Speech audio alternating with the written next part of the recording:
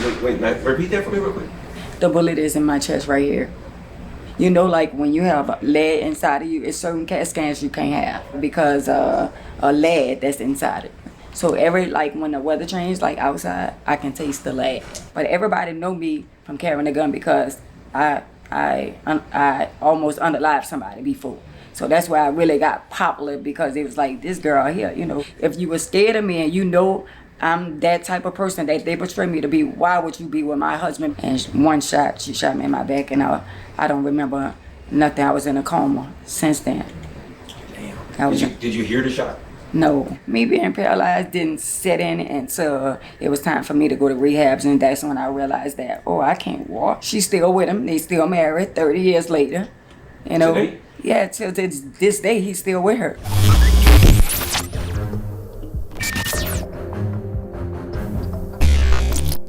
I was asking, you said you played a game of Russian roulette before? A real life game of it? Yeah, I was a young girl, and it was me and my sister. My sister, Emline, which is Emline, mother. They call her Sunshine. Okay. So, we played Russian roulette. We were riding around in stolen cars, me and her and the boys and stuff like that, you know, where, you know, we outside or whatever. Because we can only be outside until the sun go down. So we riding around in stolen cars and stuff like that. So on Villery Street, where I got shot at. So we go to this house on Villery Street. I got shot over here. Over here is where me, Sunshine, and the guy, his name, they call him Billy White Shoes. Billy White Shoes. So all us in the house, and he got a gun. So they got a black cat running around, just running around. So he said, y'all want to play Russian roulette? And I was like, Russian roulette? What is you talking about? He said, oh, you know, you take all the bullets out, you put one bullet in, you spin a barrel, and you put it to your head like that. And I was like, we ain't finna play no Russian roulette like that. And my sister was like, boy, we ain't finna play with no gun. We ain't finna play with no gun like that. And so he was like, I said, yeah, I'm gonna play it like that. And I was like, he said, no, you go first.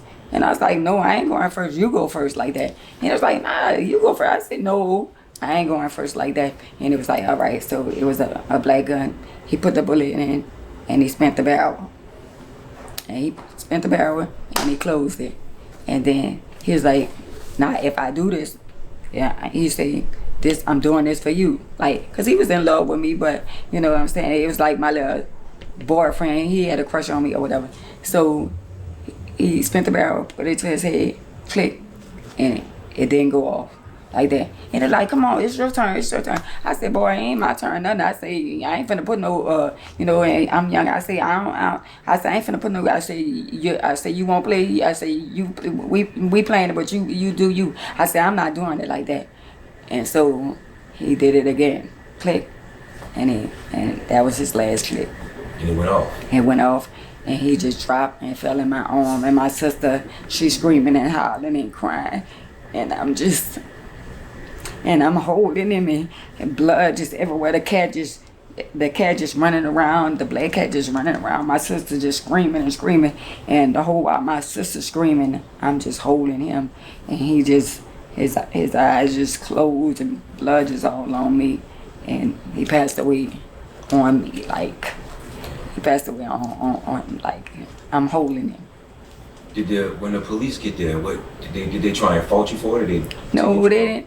We was young, and we had to explain, and my sister was right there, and you know, we just had to tell exactly what happened, you know, and they were trying to see whether it was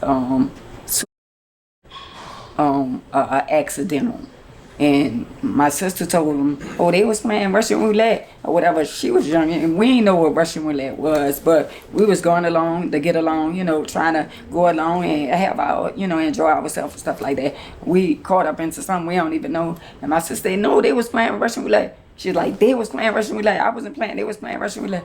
And when they asked her, I was like, we was playing Russian roulette. And he said that it wasn't, you know, nobody wasn't supposed to die or whatever like that. And it was accident. He ain't really know that it was gonna go off, you know. I guess he just like, he spent it. Like when he spent it, didn't go off the first time. And he did it again, and that was it. That was it. And he himself in front of the same house where I got shot. Years later, I got shot in front of the same house. Villery Street, I got shot right here, across the street. The guy killed himself right across the street and died in my arm. My grandmother stole on Villery Street. When I got molested, I was coming from Villery Street, and my grandmother's store was like over here, and they had the tracks, and they have the park, and they had where you could go under the underpass to get to the 6th ward. And a guy snatched me and tried to molest me on that same street under the overpass. He grabbed me around my neck and like choked me and begged me to. He said, "Say please let me go, please let me go." So I had to literally like beg for my life. And the guys was playing basketball. My little brother, I remember playing this day. My little brother was playing basketball, and it was like when you, if somebody tried to grab you, scream here. So when I was going, I fake screamed, and it was like they came, and I was like, "Oh, I'm just playing with you. I'm just playing about it." And when I walked under there for real, a guy, a big old black guy, grabbed me around my neck and was trying to literally like me, and he had me beg for my life, and that's how I get to get away.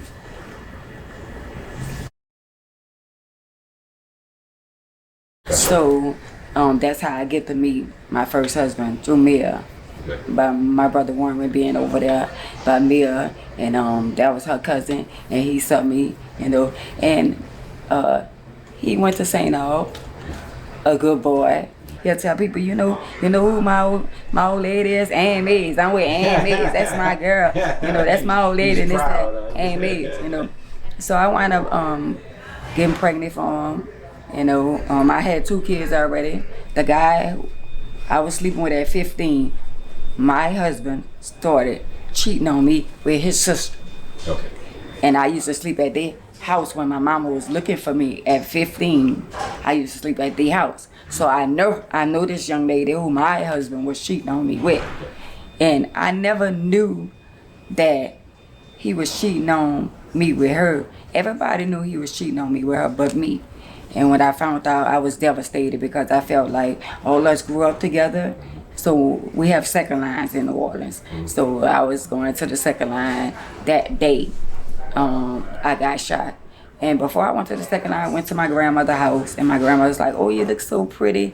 She know what I was going through with my husband. And she was like, "Don't go out there to the second line and get yourself in no trouble." Yeah, she said, you look so beautiful, and this and that. People talk to you, you hear them talking, but you're not listening. I know she was talking, I heard her talking, but I wasn't listening to what she was saying. Had I listened to what she was saying, I would have took heed. So the young lady who shot me, she was in the second line. All I know is when the second line was about to be over, it was over, I was leaving, and I was riding in my Jeep. And when I was going up Villery Street, I looked to my left, and I saw her bent over in the trunk of the car that I used to drive with my husband. I mean, we still married. See what I'm saying? So when I got out the car, I approached her, but I got to back up a little further. So one day I got stopped by NOPD, the police, and I had a traffic attachment. So they took me to jail. I think it was a weekend, and I stood in jail like a day or whatever. While I'm in jail, they called him to get his kids, and he took the kids. So when I got out, I found out my mom just had moved out the house, that her mom just moved in. And now my husband didn't help with her with my kid. So somebody told me where the house was, and when they told me, I was like, "Oh, that's the house my mama used to live in," like that. So I went out there, and I told him I was outside to bring my baby outside. So he brought my baby outside, and I was mad, but I didn't do anything. I didn't cut up or nothing like that day, but I really was mad. So back to the day that I got shot. So when I saw her, when I got out the car and I saw her, and I was like, "Didn't I tell you to stay away from my kids?" Like that. And she was like, "Yeah," like that. So I was like, "Okay." So it's 2 of them, her and her friend, and they're in the trunk of the car. Now, mind you, to be honest, I knew she carried a gun, right? I used to carry a gun, but I didn't carry a gun anymore because I didn't want I wasn't living that life no more. So I gave up all that life. I wasn't carrying a gun. But everybody know me from carrying a gun because I almost unalived somebody before. So that's why I really got popular, because it was like, this girl here, you know. So she knew the type of person I was. So if you know how a person is, like people were saying, oh, she was scared of me and this and that. If she was so scared of me, why mess with my husband? You know that was my husband. If you know I was the type of person, she knew who I was or whatever. If you were scared of me and you know I'm that type of person that they portray me to be, why would you be with my husband? Because you know, if I know he's a bad guy or whatever, you know, I'm gonna be like, you know what, I'm not gonna deal with that, because I know it's gonna be consequence and repercussion. So after I approached her and I said, and she was like, well, you need to take that up with your husband. Because we were standing up there after I said what I said, and I was like, well, it's two of them. I really wanted to fight. I really wanted to do a like cat fight, like a little, because I was already in my feelings and my emotions. So so we wasn't about to fight, so I was walking off. I walked off, and before I could get to my car, she said, B, which is that, you know, you need to take that up with your husband. And I was like, what you call me? So that turned me back around. So when that turned me back around, I walked toward her and I slapped her. I did slap her. And when I slapped her, I thought we was going to do the little fighting thing. You know, it was two of them. I was by myself. I'm ready to fight both of them, you know. So, because me and my sister, you know, coming up as young girls in the project and stuff like that, we used to always fight, but we lived to see another day. So they was just standing up there. And I was like, well, we ain't about to fight. And I'm just standing up there. So I turned around and I was like, well, we ain't about to fight. Let me just walk away. So when I walked away, I mean, I must have was so many feet with her. And then she shot me in my back. Before I could get in my truck, I was walking toward my truck, and one shot, she shot me in my back, and I don't remember nothing. I was in a coma since then. Damn. Did you hear the shot? No. You didn't even hear the shot? Mm-hmm. I was in a coma for a couple of weeks, I think almost like a month or something like that. And then when... So you remember going reaching for your car door and then waking up in the hospital? I didn't get a chance to get to the car door. The car was in the middle of the street. When you woke up? When I woke up, I had woke up out of coma, and I remember my husband standing over me. I remember when I came out the coma, I remember him standing over me with some flowers, and he was about to say something, but I don't know if my pressure went up, so I think they asked him to leave. And when they told me I was paralyzed, that didn't dawn on me. It was like, I really was like paralyzed. And they asked me, can I feel my legs? And I was like, no. That really didn't, me being paralyzed didn't set in until it was time for me to go to rehabs. And that's when I realized that, oh, I can't walk. So I had to learn how to take care of my kids from a wheelchair. From the rehab, I had to learn how to get them up off the floor and stuff like that. And then years later, we went to court, like, back and forth to court, and yeah, what happened with her? They found her. Well, we had a jury trial because she went to jail. She went to jail twice. She got out on bond, and then years later they revoked her bond and locked her back up, and she got out on bond again. And we went to court a year later, and then the judge didn't want to do a judge trial because he knows she shot me in my back, and it was automatically a guilty if we would have had a judge trial. So the judge let the jury decide. And the jurors, they painted me as I never been convicted as, like, when I did shoot and stuff like that, I never was convicted as like I never was a convicted felon.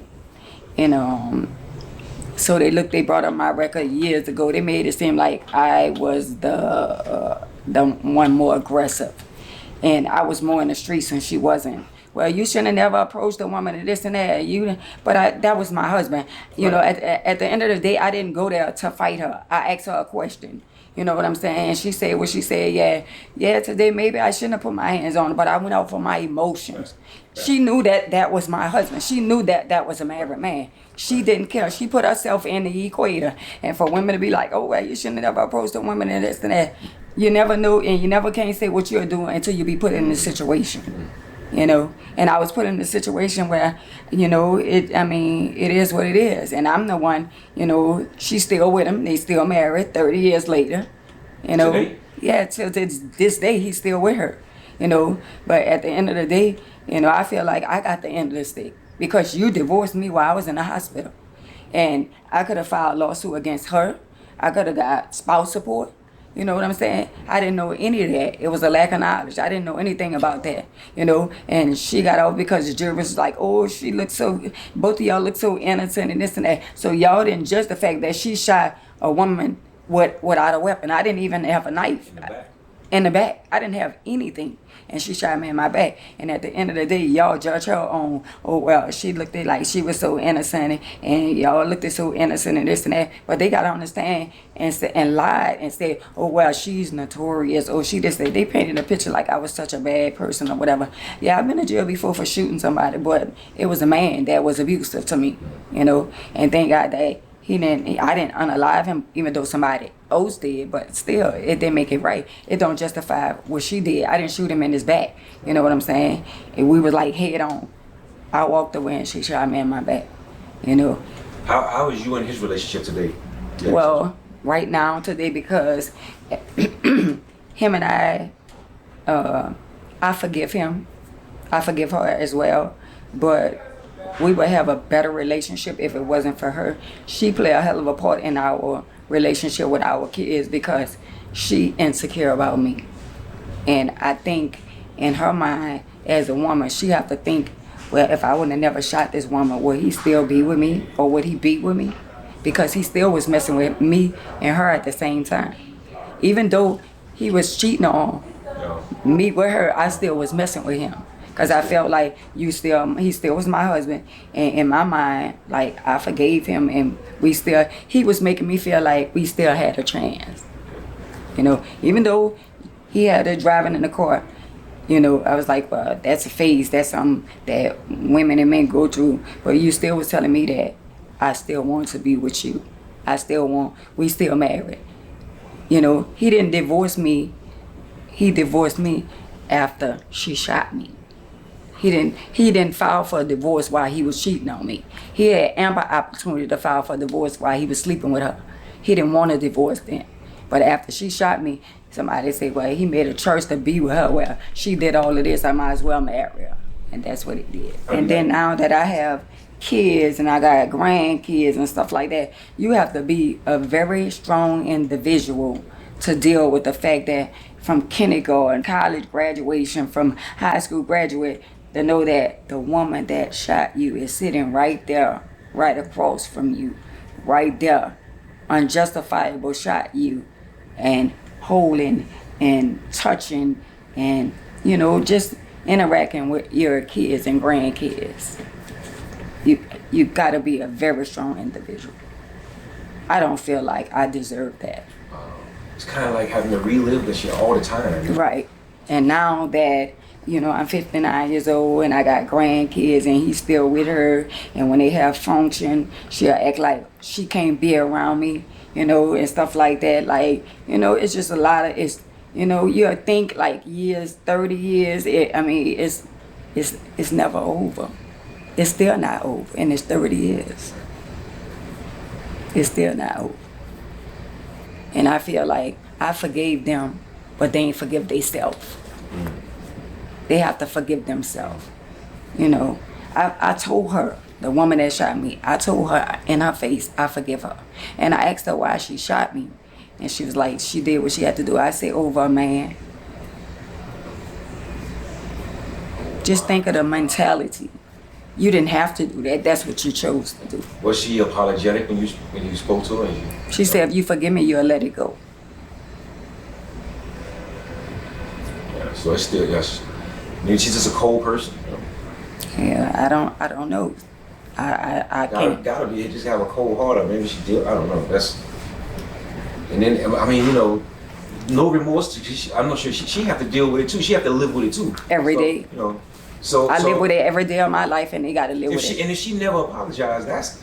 They got it. And I don't know, allegedly she told somebody she'll never say she's sorry. If you never say you sorry, that's between you and God. I still forgive you and him. Y'all have to live. What a lot of people have to realize is that, and when you marry somebody, it's for better, for worse, sickness and health. And adultery is a sin. And people don't want to accept the fact that it's not my words, it's in the book. It's in King James, it's in the Bible. You know what I'm saying? He married me for better or for worse. He wasn't even supposed to be able to get a divorce because I wind up disabled. And anybody that know when a person becomes disabled and you married to him, you cannot get a divorce. He got an illegal divorce with me. I never signed divorce papers. I never went to a divorce court. I never knew he was divorcing me. You just didn't know. You just didn't know at the time. I didn't know.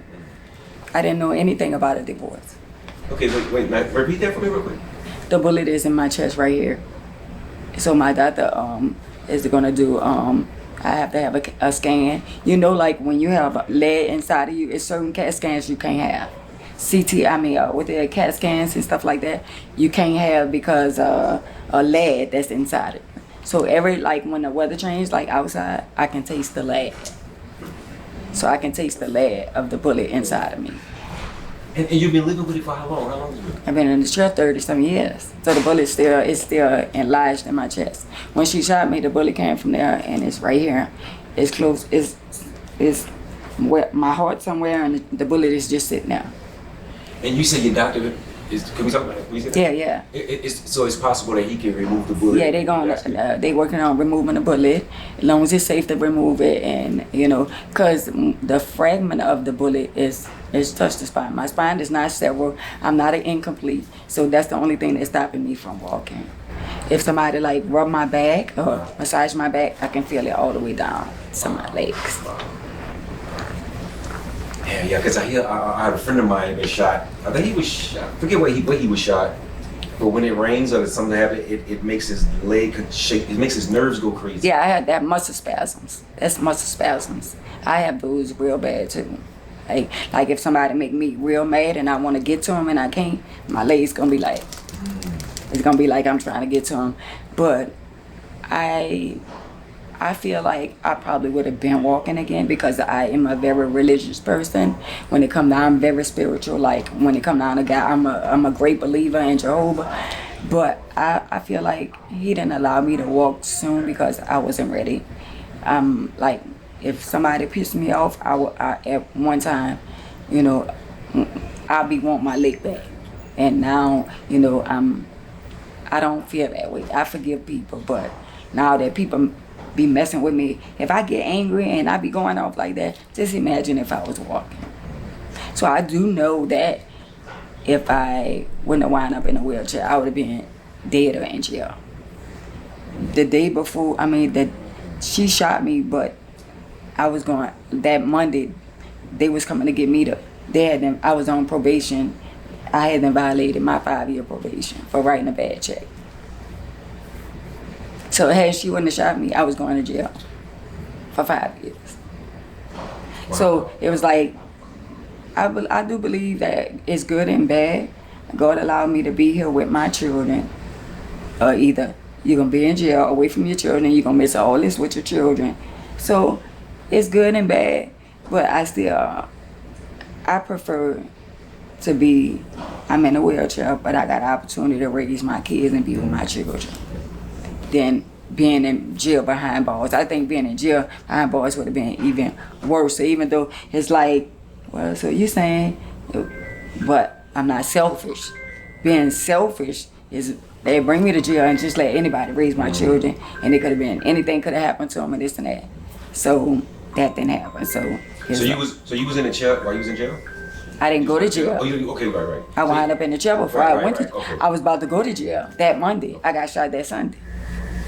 And so when they hit you with a coma, it wasn't they just let it go. I guess with the system, they're like, well, she didn't suffer enough. Just let her go. Just take her off probation. And it was for the charge that I was on probation for something that it had, I was on probation for the drugs. The guy I was messing with was a big time drug dealer. They kicked in his sister's door. They found the drugs and all that in the attic. And it had nothing to do with me. But I went to jail and I'm with him. I'm going along to get along. I'm not no snitch. I'm not no rat. You know what I'm saying? So I'm going along to get along. And they gave us 5 years. And when they gave us 5 years, the girl was on probation who was in the house. I was on probation. And I didn't know writing a bad check over $100 was a violation. It was a felon. Anything over 100 was a felon. Now they going up to 1,000 now. Anything over 1,000 is a felon now. But back then, $100, it was a felon.